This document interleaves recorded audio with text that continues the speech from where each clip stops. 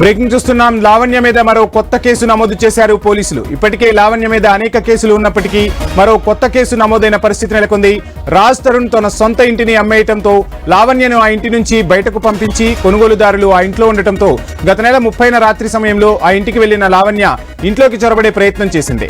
గుర్తు తెలియని వ్యక్తులను 10 మందిని తీసుకొచ్చి వారి మీద దౌర్జన్యానికి గురి చేసిందంటూ ఇంటి యజమాని నార్సింగ్ పోలీస్ స్టేషన్లో ఫిర్యాదు చేశారు. లావణ్య మీద ఇప్పటికే 8 నుంచి 9 కేసులు నమోదయ్యాయి.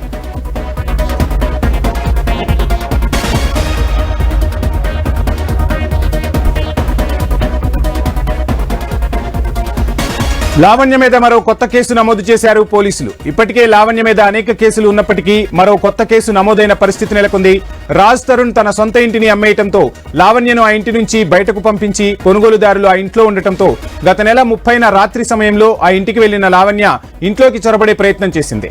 గుర్తు తెలియని వ్యక్తులను 10 మందిని తీసుకొచ్చి వారి మీద దౌర్జన్యానికి గురి చేసిందంటూ ఇంటి యజమాని నార్సింగ్ పోలీస్ స్టేషన్లో ఫిర్యాదు చేశారు. లావణ్య మీద ఇప్పటికే 8 నుంచి 9 కేసులు నమోదయ్యాయి.